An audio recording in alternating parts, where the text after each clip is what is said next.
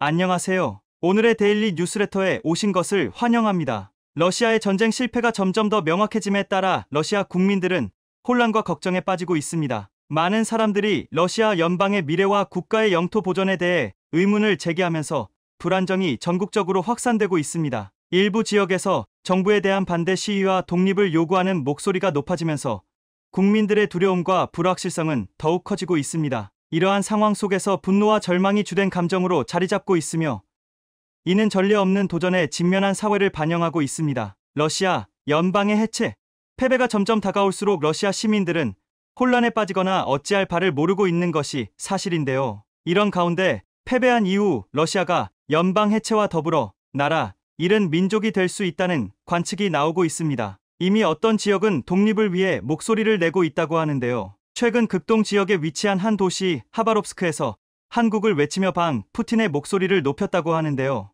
대체 이곳에서 어떤 일이 일어나고 있으며 하바롭스크의 지도자가 왜 한국을 외쳤는지에 대해 푸틴은 바보다 뉴욕타임스가 공개한 음성에는 뚜렷하게 푸틴에 대한 러시아 군인들의 분노가 담겨 있었습니다. 어리석은 전쟁에 러시아 병사들은 지쳐 있었죠. 현지 시간으로 28일 러시아 병사들의 통신 기록을 감청한 미국 정보부는 언론을 통해 러시아 병사들의 실제 육성을 공개, 현 전쟁에 많은 이들이 분노하고 있으며 싸우는 당사자들도 예외는 아니라는 사실을 밝혔습니다. 전쟁 범죄와 러시아 정부에 대한 환멸이 가감없이 담겨 있었죠. 키이우 북부 위성도시 부차시에 주둔한 병력은 가족들이 그립다고 말하며 러시아로 복귀하길 원했습니다. 그들이 원했던 것은 평화로운 옛날이었죠. 그러나 이러한 소망이 이루어지는 것은 현재 불가능에 가깝습니다. 대규모 동원령을 내린 푸틴은 주변의 만류에도 불구하고 자신의 뜻을 꺾으려고 하지 않았기 때문이죠. 그의 뜻에 거역하는 것은 곧 죽음이나 다름없는 일. 주변 관료들 역시 푸틴의 눈밖에 벗어나지 않기 위해 조심하고 있습니다. 말릴 사람 하나도 없는 푸틴의 명령에 많은 러시아인들은 끔찍한 악몽을 꿔야 했습니다. 사랑하는 남편과 아들, 그리고 아끼는 이들의 사망 소식이 우크라이나 전장에서 끊임없이 전해지는 가운데 러시아인들은 더는 참을 수 없다는 판단을 내린 것이죠. 결국 대다수의 러시아인들은 발길을 옮겨 살 길을 찾게 됩니다. 로이터 통신은 도망치는 러시아인들의 모습을 취재했는데요. 조지아 국경 근처로 밀려오는 러시아인들의 모습에서는 불안과 초조, 그리고 당혹감을 그대로 느낄 수 있다고 합니다. 예비군 동원령 직후 짐을 싸서 탈출하는 이들이 길게 장사진을 치고 있지만 몰려드는 인원 때문에 이동이 여의치 않자 징집 대상자인 러시아인들은 산을 타고 넘거나 몰래 강을 타고 국경을 넘으려는 모습을 보였습니다. 그러나 이러한 탈주를 예측한 러시아군은 이들을 모두 체포했죠. 약한 경계망이라 생각되는 강과 국경지대에 병력을 풀어 도망치는 이들 러시아인들을 압송하는 한편 국경지대 수비를 강화하는 모습을 보였습니다. 안타깝게도 러시아인들을 수용하기 어려운 타국들 역시 러시아인 탈주에 도움을 주지 못하고 있습니다. 조지아 지역은 자국 군인을 파견, 조지아 국경지대 방어를 강화하는 한편 러시아인들 이주를 철저하게 통제했습니다. 부고세티아 공화국 역시 이들을 받지 않았고 러시아인들에게 경고 메시지를 보내는 모습을 보였죠. 카자흐스탄과 몽골 지역으로 도망치는 이들 역시 매한가지였습니다. 살고자 도망치는 이와 죽을 장소로 보내려는 러시아 군의 충돌은 현재 진행형이었고 각자 도생할 수밖에 없었습니다. 이런 가운데 저항하려는 이들도 있었는데요. 대규모 시위를 조직하거나 징집 명령에 거부하는 행동을 보였습니다. 러시아 남서부 자치공화국 다게스탄에서는 대규모 시위가 벌어졌는데요. 남쪽으로 아제르바이잔, 조지아와 접한 이 지역에는 많은 수의 러시아인들이 전쟁을 반대하며 징집 명령을 거부하는 시위를 벌이며 푸틴 독재에 분노하는 이들로 가득 찼습니다. 징집 명령에 순순히 따르는 듯한 모습을 보인 러시아인들이 갑작스럽게 총기를 꺼내고 징집센터를 향해 총격을 가하거나 불을 지르는 행동도 관측되었는데요. 뉴욕타임스에 따르면 징집센터를 비롯한 군 건물 총 54채가 이번 동원령으로 인해 불에 타거나 총격에 휩싸이는 문제를 겪었다고 보도했습니다. 그리고 시베리아 동쪽에 위치한 하바롭스크시에서 심상치 않은 움직임이 일어났습니다. 1만 명에 달하는 인원이 모여 푸틴을 비난하는 한편 심지어 러시아 연방에서 독립하겠다는 이야기까지 등장한 것입니다. 그러지 않아도 현재 러시아의 장악력이 후퇴하는 상황이었기에 연방 해체와 전쟁 이후의 상황에 대해 걱정하는 러시아인들이 많았습니다. 실제로 아제르바이잔의 경우 대놓고 러시아를 무시하는 모습을 보이며 옆 나라 아르메니아 침공을 계획 중이라고 하는데요. 아제르바이잔과 아르메니아는 오랜 기간 영토 분쟁으로 앙숙이었던 사이였습니다. 수적으로 우세한 아제르바이잔은 아르메니아 침공을 계획할 정도로 아르메니아 합병을 진지하게 고려했는데요. 그러나 러시아가 중간에 나서며 아르메니아를 방어했고 러시아의 힘에 굴복한 아제르바이잔은 형식적으로 아르메니아와 좋은 관계를 유지하며 살얼음의 노인 평화를 유지하고 있었죠. 그런데 러시아가 약해지면서 눈치를 볼 필요가 없어졌고 아제르바이잔은 석유의 힘을 이용해 무기를 수입, 아르메니아 침공을 위한 준비를 시작한 것입니다. 힘이 약한 러시아는 더는 아제르바이잔을 제어할 수 없게 된 것이죠. 조지아에서도 비슷한 일이 일어나며 러시아와 밀접한 인연을 이어갔던 이들 국가들은 러시아를 부정하며 자기만의 독립 계획을 생각하는 등 러시아 체제가 뿌리부터 흔들리고 있습니다. 이런 와중에 하바롭스크가 독립을 외치며 러시아로부터 자유로워질 것을 선언하며 거리로 뛰쳐나온 것인데요. 이미 2020년 경 반정부 시위 집단이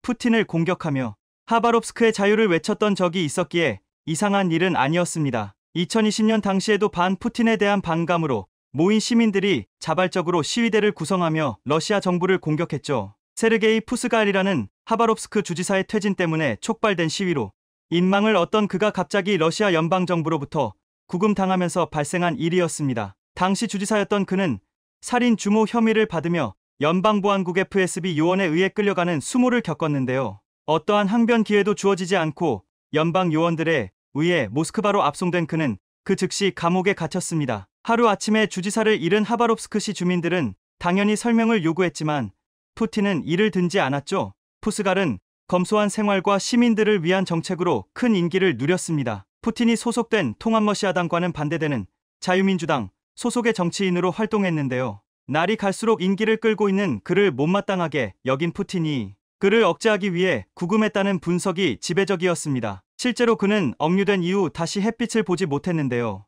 이때 당시 10주 넘게 항의가 이어지면서 독립에 대한 이야기가 등장했었습니다. 하바롭스크 지역은 푸틴을 인정하지 않는다고 말하며 독자적인 통치를 원한다는 주장이 나왔었죠. 그리고 2022년 지금도 이는 마찬가지였습니다. 특히나 하바롭스크 주민들 상당수가 젊은 남성들이었기에 피해는 말할 수 없을 정도로 극심했는데요. 하바롭스크 주민들은 일제히 들고 일어나 푸틴의 징집령을 거부했습니다. 푸스갈을 대신해 주지사 대행을 맡은 자유민주당 소속 하바롭스크 주지사 대행 미하일 데그차료프는 시민들과 동참하며 푸틴의 명령을 거절하는 한편 한국의 도움을 구하는 모습을 보이게 됩니다. 하바롭스크는 한국과 30년 이상 교류를 이어가며 러시아인들을 위해 한국어 교육 프로그램을 열어주는 한편 한국 기업의 투자를 유치하며 인연을 이어갔는데요. 한국 역시 하바롭스크와 인연을 쌓아온 것은 바로 하바롭스크의 경제적 가치와 고려인들 때문입니다. 과거 스탈린에 의해 끌려온 고려인 동포들이 극동 최대 도시 하바롭스크에 거주하고 있는데요.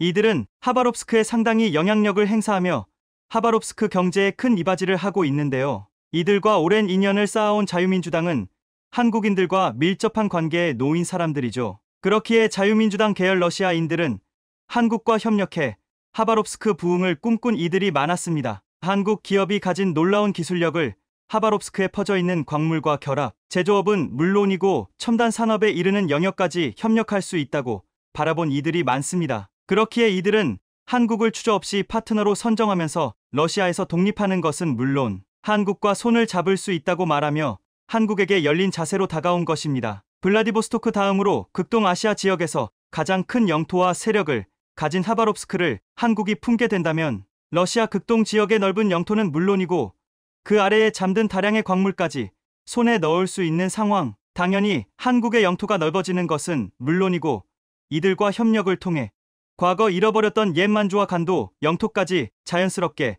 한국이 회복할 수 있는 셈이죠. 우크라이나, 러시아 전쟁이 가져다준 엄청난 기회 한국이 이 기회를 놓치지 않고 사로잡길 바라며 한국과 협력한 하바롭스크 주민들이 러시아의 위협에서 자유로워질 수 있기를 기원해 보겠습니다. 기상 관측, 사상 가장 강력한 겨울 폭풍이 전쟁 중인 러시아와 우크라이나를 강타했습니다. 극해 함대가 있는 크림반도에는 비상사태가 선포됐습니다. 바닷가에 잠시 멈춰 선 차량에 갑자기 파도가 덮치더니 사람들이 서둘러 구조에 나섭니다. 대형 선박은 거친 파도를 간신히 버텨냅니다. 폭풍과 폭우가 휩쓸고 지나간 흑해 연안의 크림반도 바닷가 건물들은 모조리 망가졌고 마을은 물에 잠겨 있습니다. 크림 지방정부는 비상사태를 선포하고 항만과 도로 등 기반시설 복구를 위해 러시아 연방 차원의 긴급 지원을 요청했습니다. 현지 시각 26일과 27일 사이 초속 40m에 달하는 허리케인급 폭풍과 폭우가 러시아 서남부 지역을 강타했고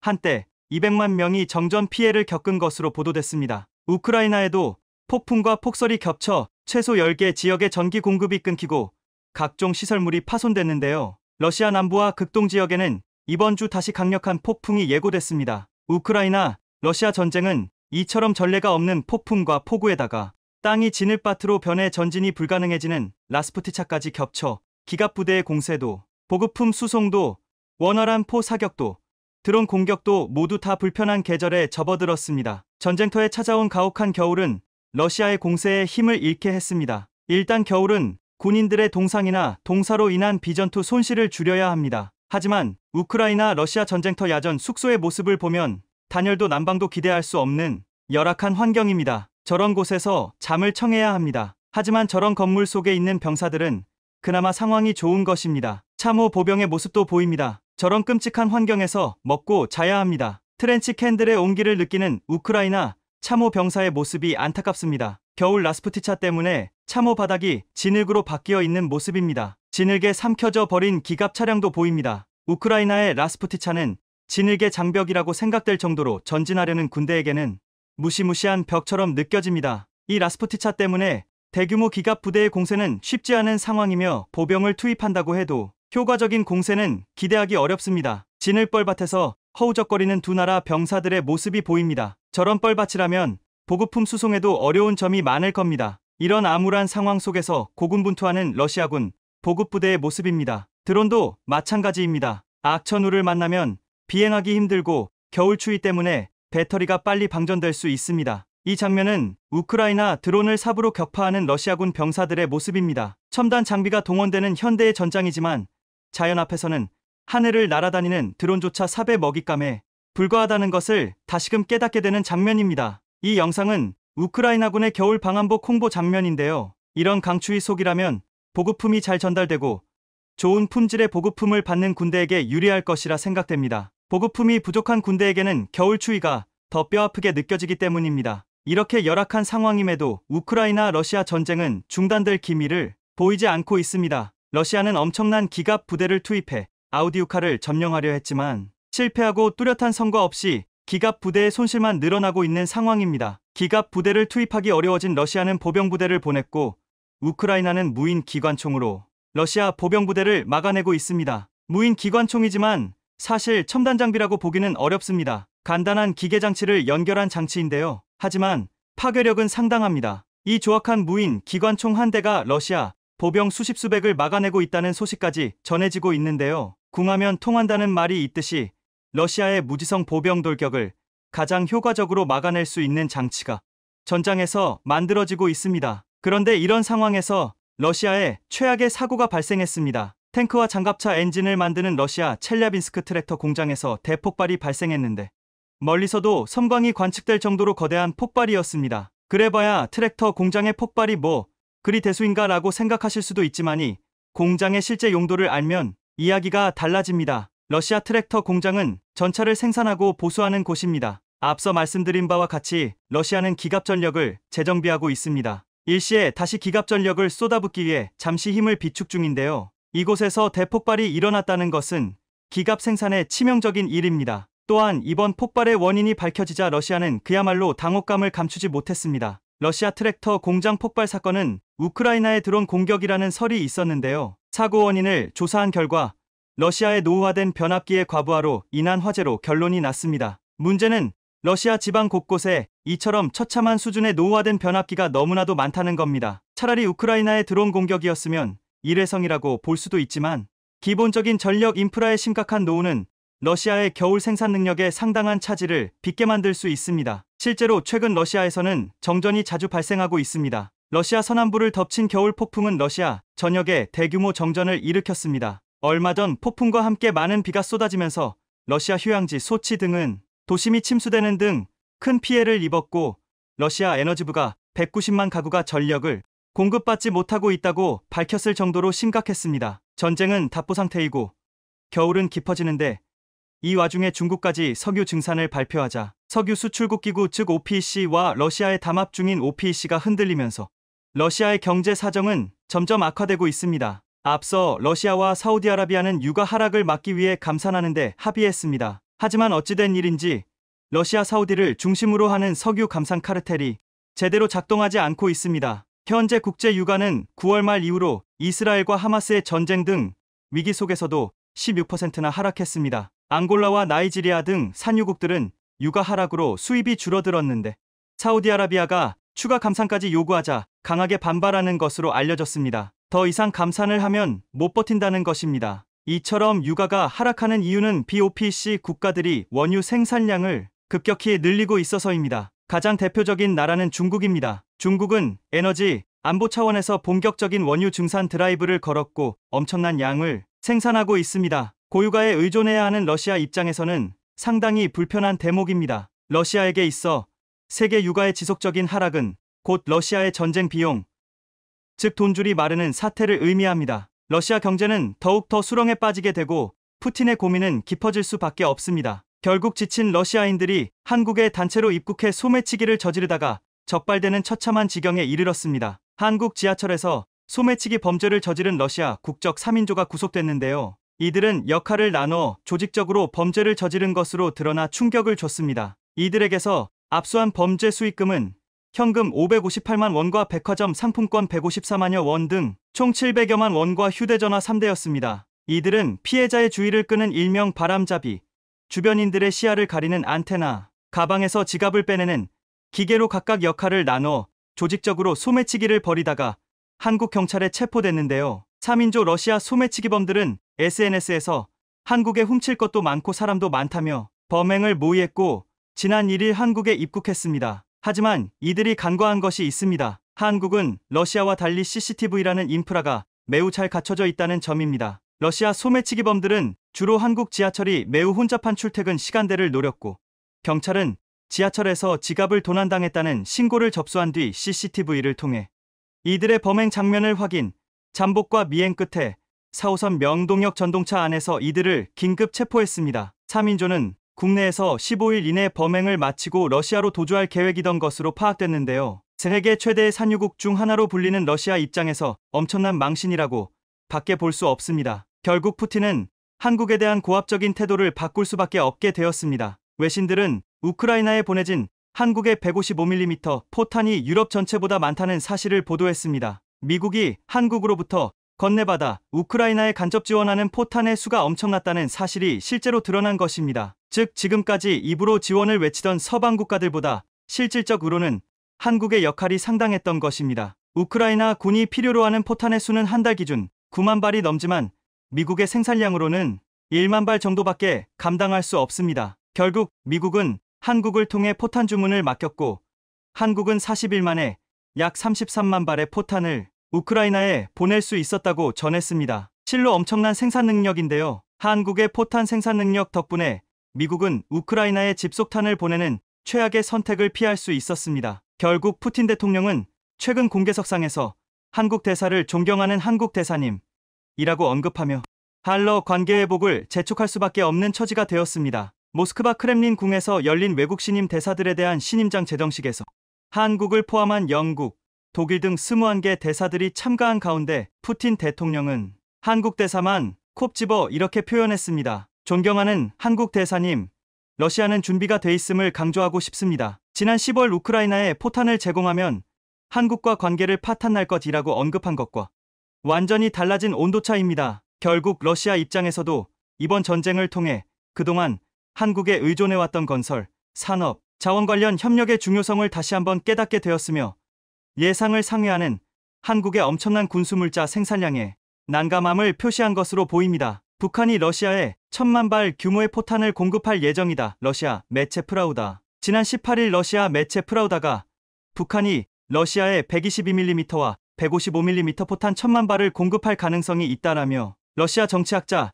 유리 바란치크의 말을 전했습니다. 1000만 발은 그동안 러시아가 전쟁에서 쓴 포탄의 양과 거의 같은 엄청난 물량인데 러시아가 10년간 생산해야 할 양이라고 했습니다. 그런데 군 관계자는 러시아 매체가 공급한다는 1000만 발의 숫자가 현실적이지 않다며 북한이 1000만 발에 달하는 포탄을 비축하고 있을 가능성은 희박하다고 보았습니다. 또한 설사 1000만 발을 가지고 있더라도 국제제재로 원료 수급이 어려운 북한이 자국 포탄 창고를 비워둔 채로 모두 러시아로 보낼 리가 없다고 했습니다. 일각에서는 이를 두고 가짜뉴스 심리전이라고도 해석하고 있습니다. 그런데 만약 북한의 탄약이 1000만 발, 아니 그보다 적은 양이 러시아에 간다고 해도 지금 우크라이나 상황을 보면 그리 우려할 것이 아니라는 말이 나오고 있습니다. 북한의 탄약이 이미 우크라이나 전장에서 쓰이고 있는데 성능이 형편없는 것으로 드러났기 때문입니다. 또한 지금 우크라이나 전장에서 북한의 포탄 실체가 드러나면서 한국과 북한의 포탄에 대한 비교가 이뤄지고 있어서 화제가 되고 있습니다.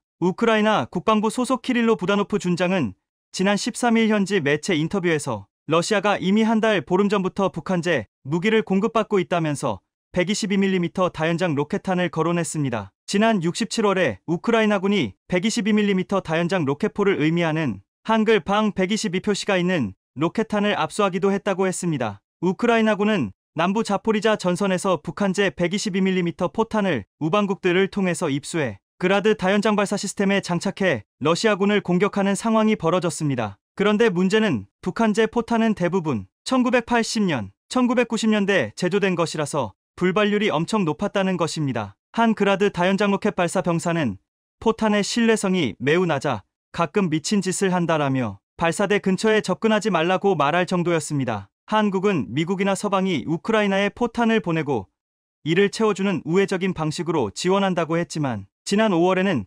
비밀리에 우크라이나에 수십만 발의 한국 포탄이 전해졌다는 보도도 나온 바 있습니다. 이미 상당량의 포탄을 비축하고 있는 한국의 포탄이 우크라이나에 간 것으로 알려졌는데 북한의 포탄이 러시아로 향하면서 우크라이나 전장에서 남북한의 포탄으로 전쟁이 벌어지고 있는 상황이 되고 했습니다. 앞으로 전쟁이 길어지면서 포탄 부족으로 인해서 한국과 북한의 포탄이 추가적으로 갈 가능성이 있다며 그렇게 되면 전문가들은 한국과 북한의 포탄의 차이는 더욱더 명확해질 것이라고 했습니다. 한국은 지금 전 세계에서 가장 많은 탄약을 비축하고 있는 국가입니다. 현재 한국이 보유한 105mm 포탄은 약 340만 발, 155mm 포탄은 360만 발 정도인 것으로 알려져 있습니다. 우크라이나는 하루 3,000발 정도의 155mm 포탄을 소모하고 있는데 한국은 155mm만으로만 따져도 지금까지 소모된 포탄의 2배가 넘는 양을 가지고 있습니다. 이렇게 한국이 많은 포탄을 가지고 있는 이유는 1000대 이상의 K1 전차와 3000여 문의 자주포를 운용하기 때문인데 한국산 105mm 포탄, 그 중에서도 날개만 정분리 철갑탑은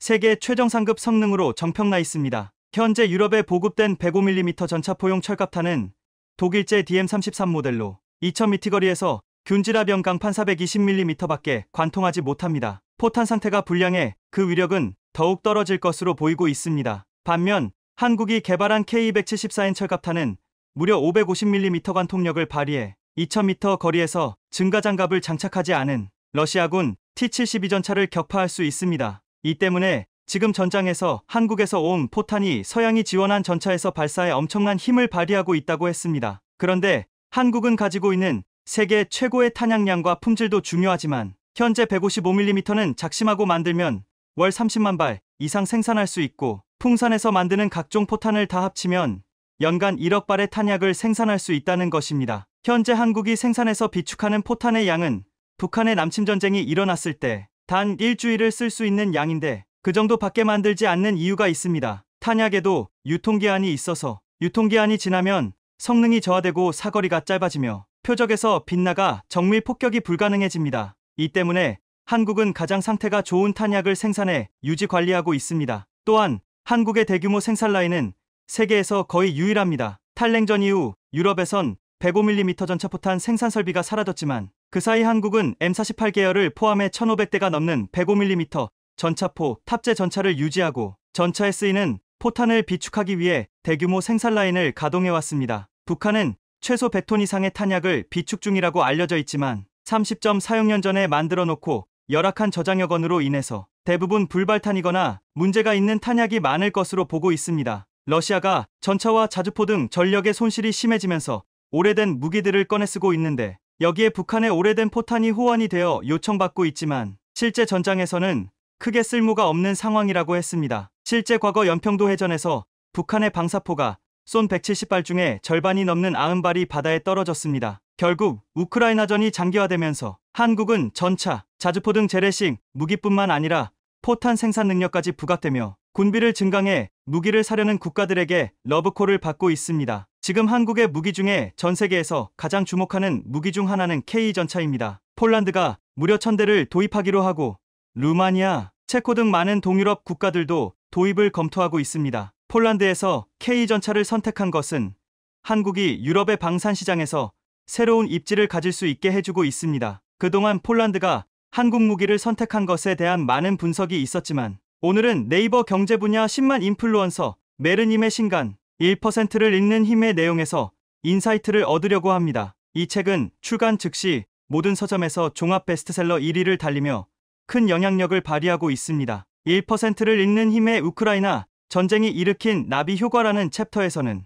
왜 폴란드가 미국과 독일 전차를 두고 한국 전차를 선택했는지를 자세히 설명해주고 있습니다. 이 책의 설명은 이렇습니다. 폴란드는 미국과 240대의 에이브람스 전차 도입 계약을 맺었다. 하지만 에이브람스 전차는 무게가 많이 무거워서 늪지가 많고 지반이 약한 동유럽에 여러 가지 곤란한 점이 많다. 미국은 공병이 강하고 전장을 장악하는 능력이 좋아 전차가 독자적으로 잠수 도하를 할 필요성이 없다고 보고 에이브람스 전차의 설계에서 잠수 도하 기능을 빼버렸다. 이런 이유로 미국의 에이브람스 전차는 강력하지만 하천과 늪지가 많고 공병이 약한 폴란드로서는 운용에 장애가 많은 전차가 되었다. 지금까지 유럽 지역에서는 독일제 레오파르트의 전차가 주도했다. 독일을 포함해서 유럽 지역이 25년간 군비를 축소하고 있어 레오파르트 전차는 사우디 수출 계약을 기대하며 생산 라인을 유지해왔다. 하지만 독일 의회가 사우디의 빈 살만이 자말 카슈꾸지 암살 사건을 일으키자 인권을 앞세워 사우디와 수출 계약을 뒤엎어버렸다. 사우디를 기대하며 운용되던 레오파르트 전차 생산 라인이 중단되었고 생산 라인을 재가동하려면 많은 시간이 필요한 상황이 되어버린 것이다. 레오파르트 전차 생산 라인을 재가동하더라도 재무장하려는 독일 자체 수요를 충족하기에도 역량이 부족하다. 이 책은 이렇게 설명하면서 폴란드군이 방어해야 할 전선이 무려 900km나 되는데 미국의 에이브람스 전차로는 험악한 지형에서 방어가 어렵고 독일 레오파르트 전차는 생산력을 잃어버렸다고 지적했습니다. 한국의 K 흑표 전차는 미국 에이브람스 전차보다 훨씬 가볍고 자체적인 도하 능력을 가지고 있으며 기능을 조금만 보강하면 폴란드의 웬만한 하천은 K 전차의 자체 도하 능력으로 공병의 지원 없이 건널 수 있다고 말했습니다. 또한 이 책에서는 현재 폴란드가 원하는 수준의 무기를 만드는 서방권 나라는 미국, EU, 이스라엘, 일본, 한국 정도인데 원하는 기간 내에 원하는 수량을 공급할 수 있는 나라는 현재 한국이 거의 유일한 것 같다고 말했습니다. EU국들은 군축으로 제조 역량이 많이 떨어졌고 미국은 판매는 하지만 현지 생산을 잘하지 않는 나라인데 폴란드는 최종적으로 현지 생산을 원해서 진도가 나가지 못하고 있다고 말했습니다. 이렇게 1%를 읽는 힘에서는 한국의 K전차를 왜 폴란드가 선택했는지를 자세히 말해주었습니다. 실제로 미국은 자국 내 생산을 강조하고 있습니다. 또한 방산조달 규정상 자국 업체만 주당사자로 계약이 가능하고 해외 기업은 미국 기업의 협력업체로 참여가 가능하도록 하는 등 진인장벽을 높게 만들어 놓았습니다. 게다가 미국은 기술 이전도 거의 해주지 않기 때문에 추가 비용도 만만치 않게 듭니다. 이 때문에 유럽을 비롯한 많은 나라들은 군비를 증강하면서도 자국의 방산 기업들을 살리고 고용과 경제적인 효과도 누리길 원하기에 많은 국가들이 미국산 무기보다도 한국산 무기를 대거 도입하는데 눈을 돌리고 있다는 것입니다. 실제로 한국이 많은 나라들에게 매력적인 가장 큰 이유 중 하나는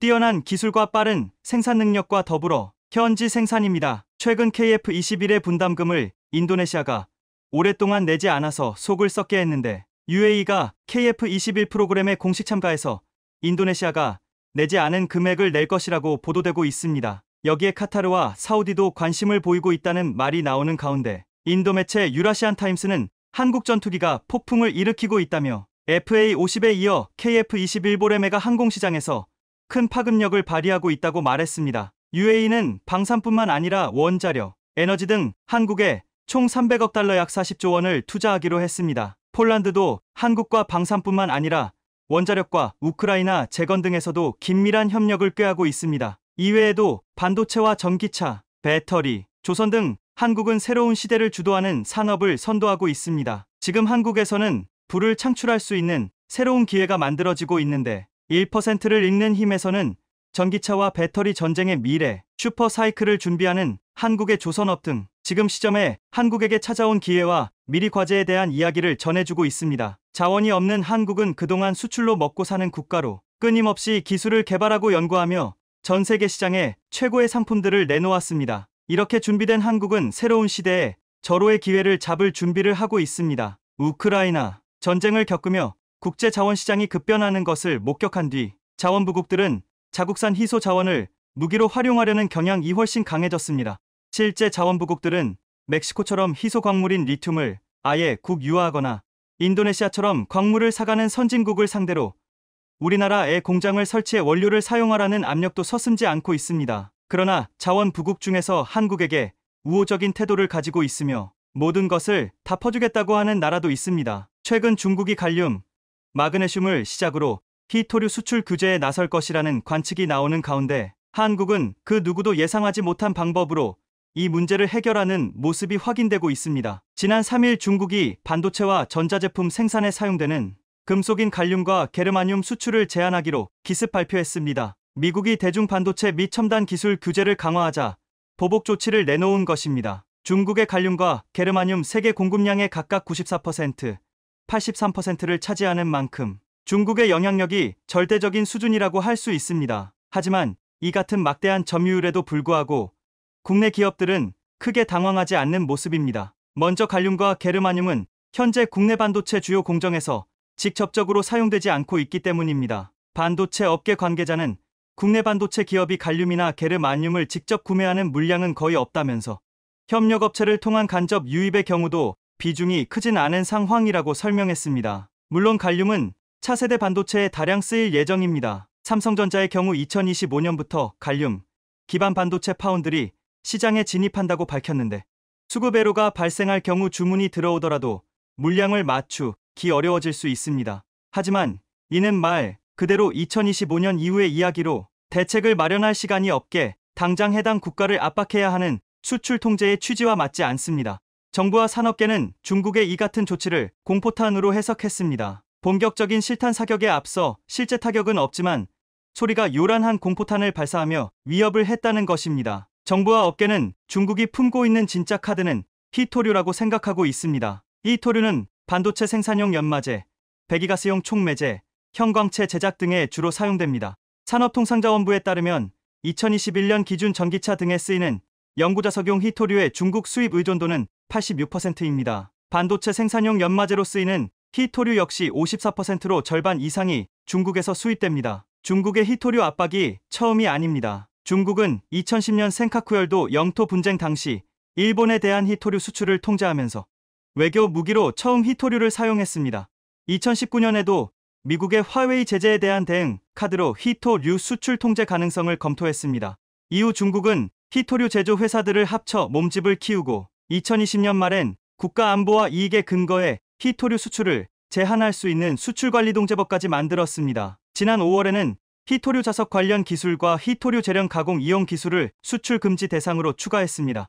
실제로 중국 관영지인 환구시보는 미국은 중국의 경고를 들으라라면서 칼럼을 통해 희토류까지 수출 통제가 더 나아갈 수 있음을 암시했습니다. 그런데 한국이 최근 중국이 전혀 예상하지 못한 곳에서 희토류 자원을 대량으로 확보하는 데 성공하면서 중국의 수출 규제는 큰 영향을 미치지 못할 것이라는 이야기가 나옵니다. 한국이 새롭게 찾은 곳은 바로 중앙아시아 지역으로 이들 국가들은 한국에게 인프라 건설의 대가로 엄청난 양의 자원을 제공할 것으로 알려졌습니다. 뿐만 아니라 자국의 주요 인프라 시설에 대한 지분까지 한국에게 넘기면서 한국은 엄청난 기회를 맞이하고 있습니다. 카자흐스탄 최대 경제도시 알마티, 경제 성장, 인구 증가 등은 교통체증을 동반했습니다. 이에 카자흐스탄 정부는 수도권 순환도로를 구상했고 첫 작품인 알마티 순환도로가 지난달 개통했습니다. 개통식에는 쿠안티로브 국가경제부 장관을 비롯 카자흐스탄 정부 관계자들이 참석했습니다. 앞으로 16년간 이 도로의 운영 유지 관리를 담당할 한국도 로공사의 함진규 사장도 참석했습니다. 함 사장은 유럽 출장 일정을 변경하면서까지 개통식에 참석하는 등 알마티 순환도로에 각별한 관심을 보였습니다. 총 길이 66km의 알마티 순환도로 프로젝트는 한국도로공사, SK에코 플랜트와 튀르키예 건설사인 알랄코, 마크을 등이 컨소시엄을 구성해 참여했습니다. 2018년 착공 후 프로젝트 파이낸싱 약 7,700억 원, 민간 투자금 2,200억 원 등 총 9,900억 원이 투입됐습니다. 컨소시엄 참여사들은 건설뿐 아니라 앞으로 16년간 도로 운영 유지 관리도 맡게 됩니다. 도로 운영 유지 관리에 카자흐스탄 정부가 확정 수입을 지급하는 방식이어서 교통량 변동에 따른 위험 요인 없이 약 1,800억 원의 안정적 운영 수입이 보장됩니다. 컨소시엄 참여사들은 도로 운영 유지 관리를 위한 법인 바르를 세웠고 40%로 지분이 가장 많은 도로공사는 지난해 말 법인장을 포함한 3명의 직원을 알마티에 파견했습니다. 손병문 바르 법인장은 알마티 순환도로는 카자흐스탄을 포함해 독립국가연합 지역의 첫 민관협력 사업이자 도로공사의 첫 해외 운영관리법인 사례라고 설명했습니다. 알마티 순환도로 톨게이트에는 지능형 교통결제 시스템이 적용됐습니다. 도로공사는 도로 재난관리, 요금 징수 시스템, 교통정보 시스템 등 첨단 도로 관리 기술의 수출을 추진 중입니다. 손 법인장은 우리나라 하이패스와 같은 무인 요금 징수 방식인 이른바 프리플로우 프리플로우 시스템이 적용됐다며 지금까지 요금 수납원이 있던 카자흐스탄 유료도로 톨게이트에 스마트 요금 징수 시스템이 도입된 건 알마티 순환도로가 처음이라고 말했습니다. 카자흐스탄은 경제 발전을 강력하게 추진 중인데 아직 국가 인프라 사업의 자체 조달 능력은 미흡한 편입니다. 이에 따라 알마티 순환도로와 같은 민관협력 사업 방식의 각종 인프라 개발 프로젝트가 추가로 추진될 수 있다는 전망이 나오고 있습니다. 손 법인장은 우리나라 공기업의 신용도가 높아 해외 인프라 프로젝트 수주에 유리한 측면이 있다며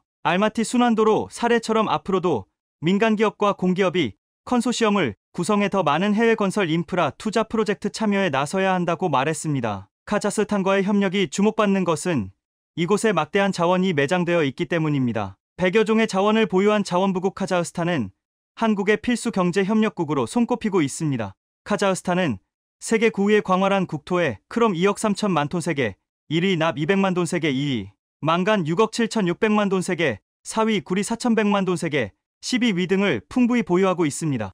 다만 이들 자원을 활용해 고부가 가치 소재로 생산할 수 있는 기술력은 떨어진다는 문제가 있습니다. 광물 자원이 필요한 한국과 이 자원을 고부가 가치 상품화할 수 있는 기술력이 필요한 카자흐스탄의 이해관계가 맞아떨어지는 지점입니다. 이와 관련해 한국지질자원연구원 지질연과 카자흐스탄지 지리원회는 지질 광물 자원, 에너지 자원 등에 관한 포괄적 업무협약을 체결했습니다. 현재 2차전지 핵심 소재인 리튬과 관련해 유망 광구로 꼽히는 지역에서 테스트베드 탐사 사업을 추진 중입니다. 카자흐스탄 투자청인 카자흐인베스트의 잔도스 테미르갈리 경영부문 부의장은 투자가 필요한 27개 광산 정보를 한국 측에 전달했고 지난해 말 지질연 대표단이 카자흐스탄을 방문해 MOU를 체결했다며 최근까지도 대한무역투자진흥공사 코트라, 한국수소산업협회, 한국무역협회 등 기관들과 광업 및 야금 등 유망 분야에 대한 논의를 진행하고 있다고 설명했습니다. 공급망 동맹을 통한 우리 수출 주력품인 반도체, 배터리 등 소재의 안정적 확보를 기대할 수 있게 될 전망입니다. 중앙아시아 지역 내에서 가장 큰 경제 규모를 자랑하는 카자흐스탄은 2050년까지 세계 30대 선진국 진입을 목표로 경제발전 프로그램을 가동 중입니다. 이른바 카자흐스탄 2050 전략입니다. 테미르갈리 부의장은 지난해 카자흐스탄에 대한 외국 직접 투자 금액은 280억 달러로 목표액인 255억 달러를 초과 달성했는데 이는 최근 10년 중 가장 높은 수준이라며 카자흐스탄 경제의 매력과 경쟁력을 보여주는 하나의 사례로 카자흐스탄이 유리한 투자 환경을 만들어가고 있는 점을 보여준다고 말했습니다. 이어 카자흐스탄의 외국 기업들에게 새로운 기회가 열리고 있다며 카자흐인베스트는 국가 투자 유치 진흥기관으로서 카자흐스탄에서 사업을 시작하는데 관심이 있는 외국 기업을 지원할 준비가 돼 있다고 강조했습니다. 한국과 경제협력에 대한 수요도 높은데 로만 스클랴르 제2부총리가 직접 한 카자흐 경제협력 특별 워킹그룹을 의장으로서 이끌고 있을 정도입니다. 카자흐스탄은 특히 자동차, 가전 등 생산 설비를 가진 기업 외 투자 및 관련 장비 수입을 원하고 있습니다. 세금과 비자 제도 측면에서 적극 지원할 계획이라며 한국 브랜드에 대한 카자흐스탄의 선호도가 높아 진출 기업에 매력적일 것이라고 말했습니다. 카자흐스탄 정부뿐만 아니라 국민들도 한국의 우호적인 태도를 보이고 있습니다. 6월 10일 카자흐스탄 최대 도시인 알마티에 위치한 쇼핑몰 포럼은 청소년들로 꽉 찼습니다. 이들은 코트라가 주최한 2023K 라이프 스타일 인 CIS 개막식을 보기 위해서였습니다. 카자흐스탄 현지의 한류 분위기는 상상 그 이상이었습니다. 이날 행사장에선 K-POP 댄스 경연대회도 열렸는데 쇼핑몰 4층까지 사람들로 가득 찼습니다. 몰리 인파만 2,000명이 넘었고 행사장 한켠에서 진행된 우려자 대학교의 유학 설명회엔 이날 하루에만 200여 명의 카자흐스탄 학생들이 찾았을 정도입니다. 이런 배경 덕분에 코트라는 올해 K-라이프 스타일 행사 개최지로 카자흐스탄을 점찍었습니다. 코트라는 올해 1월부터 참여기업 선정 및 샘플 제품 통관 등 준비를 통해 약 300개사의 소비재 제품을 판촉전에 내놨습니다. 특히 오프라인 상담회도 열어 수출임한 기업들이 카자흐스탄 및 중앙아시아 지역 400여 바이어 회사를 만나도록 지원했습니다. 정회영 코트라 혁신성장본부장은 중앙아시아 국가들, 특히 카자흐스탄은 제조 기반이 부족해 기본적인 물품까지 수입에 의존해 대외환경 변화에 취약한 경제구조를 가지고 있다며 매년 인구가 20만 명 이상씩 늘어나는 등 시장이 계속 커지고 있다고 말했습니다. 카자흐스탄은 기업들이 사업하기에도 좋은 환경이란 평가를 받고 있습니다. 세계은행이 세계 190개국을 대상으로 실시하는 기업환경평가 보고서에 따르면 카자흐스탄은 평가 대상 국가 중 25위를 기록했습니다. 구매력도 높은데 카자흐스탄은 1인당 구매력 평가지수를 기반으로 계산한 GDP가 지난해 기준 3만 달러를 돌파했습니다. 수출 유망 소비재 분야로는 화장품이 꼽힙니다. 지난 4월 기준 화장품의 카자흐스탄 수출액 2,380만 달러로 전년 동기 대비 96.9% 증가했습니다. 올해 1분기 기초화장품 수출이 전년 동기 대비 18.6% 감소한 중국과 대비됩니다. 정 본부장은 카자흐스탄은 고려인이 11만 명가량 거주하고 있는데 이들 중 성공한 기업인들이 많아 한국과 카자흐스탄의 가교 역할을 하는 등 한국에 대한 긍정적인 이미지를 주고 있다고 말했습니다. 이어 최근에는 중국산 자동차, 휴대전화 등이 우리 수출품과 경쟁하고 있지만 한국산 제품이 프리미엄 이미지를 바탕으로 더 높은 경쟁력을 가지고 있다고 밝혔습니다. 카자흐스탄과 국경을 맞대고 있는 우즈베키스탄 사정이 비슷합니다. 우즈베키스탄은 초료출산 문제에 시달리는 우리나라와 달리 최근 인구가 급증하고 있습니다. 지난해 19월 출생아 수가 68만 1,800명으로 같은 기간 우리나라 19만 3천 명보다 3배 이상 많고 그만큼 유아식품, 의류 등 육아용품 시장 전망이 밝습니다. 하지만 자국 제품 제조 기반이 부족하기 때문에 유아식, 유아의류 등 육아용품의 수입 의존도가 높습니다. 특히 분유는 전량 수입에 의존하는데 스위스 식품기업 네슬레는 우즈베키스탄에 현지 법인을 새, 우고, 분유 등 제품을 유통하고 있습니다. 분유 브랜드 아타밀로 유명한 뉴트리시아와 러시아의 식음료업체 인빌덴의 유아식 시장 점유율도 높아지고 있습니다.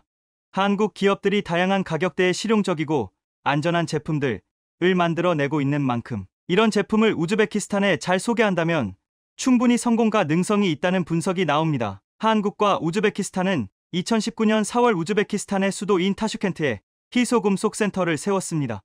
구리, 몰리브덴, 텅스텐 등 희소금속을 풍부하게 보유하고 있지만 이를 활용해 고부가 가치 소재로 생산할 수 있는 기술이 부족한 우즈베키스탄과 자원협력을 통해 서로 원원할 수 있는 체계를 갖추기 위해서였습니다. 정부는 올해 희소금속 센터에 150억 원을 투자해 희소금속 상용화 사업을 더 강화하기로 했습니다. 이를 통해 한국은 몰리브덴과 텅스텐 등 반도체 핵심 소재 확보 등 공급망 강화 효과를, 우즈베키스탄은 미래 산업 육성을 통한 수출 확대를 기대하고 있습니다. 김이상 주 우즈베키스탄 대사는 희소금속의 경우 우리나라가 기술 투자 후 안정적으로 공급원을 확보하면 결과적으로 우리 수출에 긍정적 효과를 낼 수 있다며 우리나라 주력 수출품 중 하나인 2차 배터리 핵심 원료인 구리의 경우에도 우리 민간 기업이 우즈베키스탄과 협력을 준비 중이라고 말했습니다. 실제 우즈베키스탄은 2016년 미르지요예프 대통령 취임 이후 외환시장 개방 및 해외기업 투자 유치 등 경제개방 노선을 채택하며 연 5% 이상의 고성장세를 유지하고 있습니다. 특히 중앙아시아 인구의 절반에 가까운 3,600만 인구를 가지고 있어 시장 잠재력도 크다는 평가입니다. 향후 WTO 세계무역기구 가입 유럽연합과 협력 확대 등 대외개방 경제정책을 지속 추진할 것으로 전망됩니다. 중앙아시아 국가들이 한국의 새로운 파트너로 부상함에 따라 향후 상황이 크게 달라질 것으로 보입니다. 시청해 주셔서 감사합니다.